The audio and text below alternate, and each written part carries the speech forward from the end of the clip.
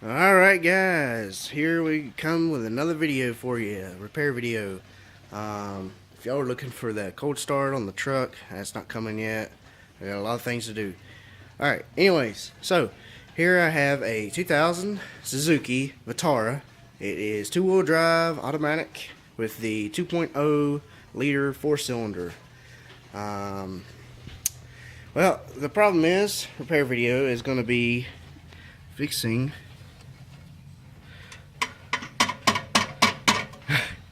exhaust manifold bolts that somehow disappeared. I have 3 of them. I have all 3, but the nuts has come loose, and there's only one nut that came with them that was still left that was holding this together. Customer complaint was it was really loud. It sounded like a derby car, which it does.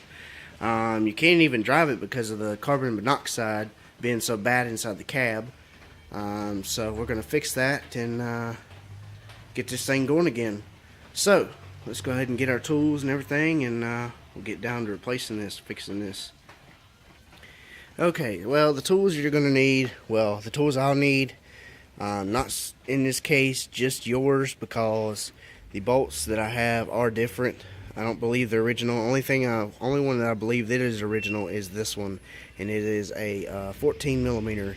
The other 2 are 17. And then I went ahead and bought a whole new set of nuts and lock washers for it, and I bought some thread locker because we're not going to have this deal anymore of it coming back, the bolts coming back off. Went ahead and bought a gasket from local parts auto store. It is a exhaust flange gasket for it, because the gasket it's on there is somehow gone, disappeared, not around anymore. So want to make sure that the exhaust and everything is sealed. We don't want any leaks. So I went and picked that up at AutoZone. It cost about 16-17 bucks, something like that. Everything total altogether with these and the gasket was about 30 bucks. It was like 28.03 change. Tools we're going to need are an extension, a 17 millimeter socket, a 14 millimeter socket, a extension extender breaker bar ratchet. The head also swivels. I've talked about this a lot in my videos. It is a Stanley. I paid about 20 bucks at Walmart for it. It extends. Really helps out when you need to break bolts loose without your breaker bar. A 17 millimeter ratcheting wrench and a 10 millimeter ratcheting wrench, and of course another ratchet by itself without the extension and everything. Here's the nuts that was left. I'm not going to reuse these. I went ahead and just bought new ones, and I'm going to torque those down really good, make sure they're tight, and put some Loctite on those. Another thing too you want to remove is the heat shield over the manifold, and there's 2 tins that I took out. Looks like they've got Loctite on those too, and that comes off. Now there is 2 more. There's one here, there's one there, and then the 2 on the top. 2 on the top is the 2 I took out. Let's see. I see here. Right there you go. There's one there, and there's one here. And then the other one is down here. I'll probably put something on there just so it doesn't rattle, because like I said, I don't want it coming back for a noise complaint again or anything like that. So let's go ahead and get our parts and tools and everything together, and we'll go ahead and get this thing set up, and set your camera up so you can see what's going on, and we'll get this thing fixed. Okay, so we got everything set up. Hopefully the camera doesn't fall. Alright, so I didn't use that thread locker. It says medium strength on it. I want something the strongest, so I'm going to use the red that I have for it. So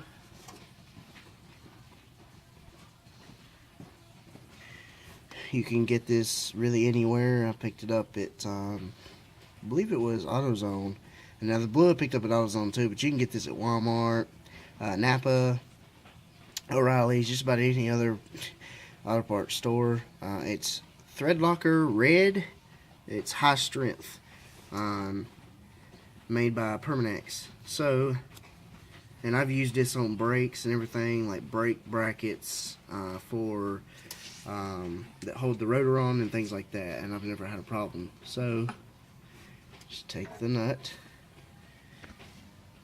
and just pour it down the threads, if there's any left. No, I'll be dried all up. Yep. Alright, so let me fix this. Alright, so got it unclogged. Took a piece of toothpick and just stuck it inside, and that unstopped it. Thank God it wasn't dried up, because I really didn't want to use the blue. I mean, it probably could have worked, but like I said, I don't want any comebacks. I mean, and who wants to be the customer and, you know, they pay a certain price, which I'm not charging that much. I mean, all this is 3 bolts and stuff, so, but still, you don't want to come back and then, what if this is their only vehicle and, you know, you've got it and such, and they need to go to work, and then, oh, it's, you know, they come loose again, and here they are coming back because, you know, oh, it's loud again. So, like I said, don't want any comebacks. I don't anyways. Puts a bad reputation on you. Really hard to get down here on the nuts.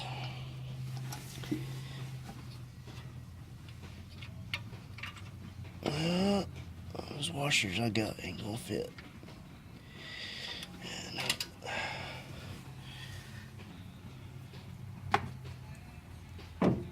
Nope. Okay, so I'm not going to use the washers.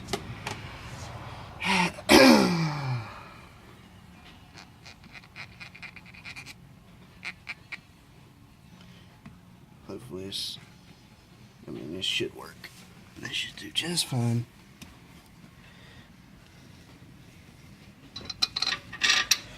Now it may smoke a little bit, because for one, you've probably got thread locker on the exhaust.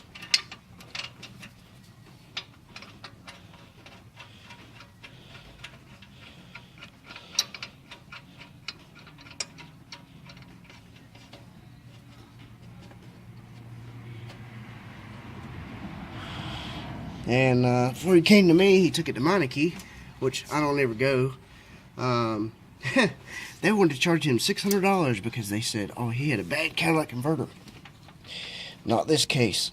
All it was 3 freaking bolts that come loose. They wanted to charge him for another cat, and this thing's got 2 of them. What they done was they seen, you know, oh, it's got a check engine light. Let's get him for, it needs a cat. Don't need a cat, it just needs 3 bolts.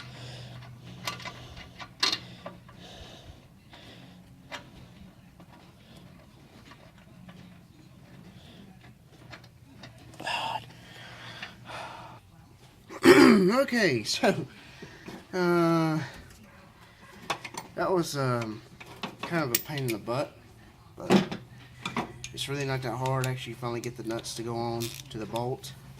The hardest thing is getting a ratchet and a ratcheting wrench in here, because there's not really much space.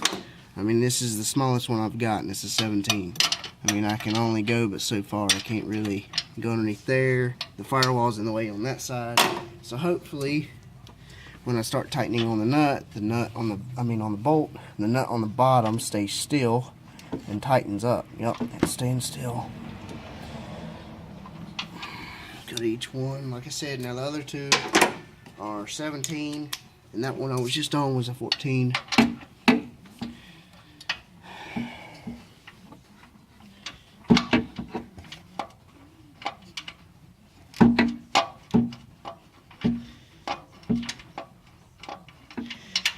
Okay, that one's going to have that.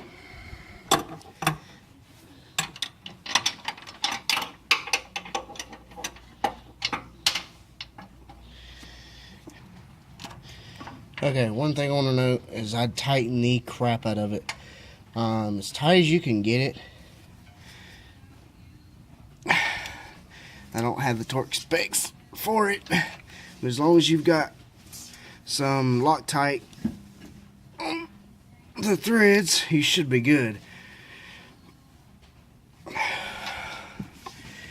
Yeah, that puppy shouldn't be going nowhere.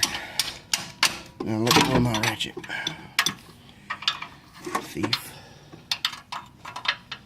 Freaking car trying to steal my tools.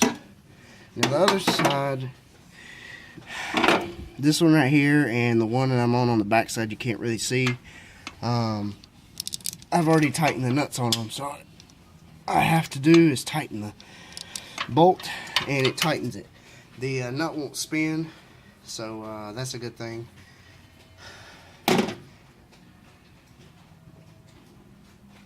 Sometimes you do get lucky, and not only that, the Loctite is already drying because it really dries fast. Here's my breaker ratchet. Watch me end up snapping one of these bolts off. Like I said, folks, I don't want it coming back. I want to make sure leak's fixed, and he's selling the vehicle after I fix it.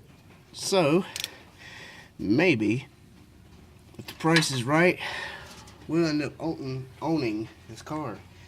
If I do, I'll make a video about it, and you'll get to know about it. So tighten this bolt. Do it in a cross pattern. That's what I'm trying to do.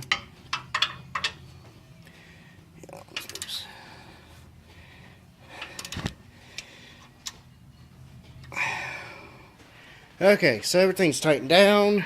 The gasket's in there. 3 bolts are tightened down. They're not going anywhere. Like I said, I put a lot of thread locker on there, so it should not come back off. Vibrate themselves back off. But if you learned anything in this video, don't ever take your car to Meineke. Do it yourself, or take it to somebody you really know and trust. Those little shops around there, they really like to get people on certain things. Oh, you need this. Oh, you're, you know, they'll get you by, oh, your brake fluid's not, you know, clear, it's purple or something like that. I mean, a lot of people just, and I understand, you know, a lot of y'all don't know about cars, but at the same time, like I said, just take it to somebody you really, really trust and know, or somebody like me, for instance. I'm going to tell you, I'm going to be honest, up front about it. But let me go ahead and start it up before I put the heat shield on, so I can see how it runs and everything, check for leaks, and go from there. So we go ahead and fire this thing up. This car has 253,000 miles. So she's really up there. There is a check engine light on. We need to check that out. See what that is real quick. 253.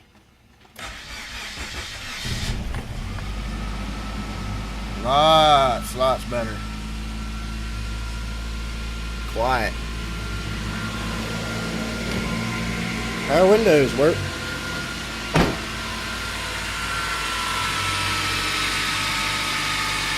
Yeah, the engine sounds pretty good for 253,000 miles. I don't hear any knocking or lifter noise, nothing. This might be a car we buy, folks.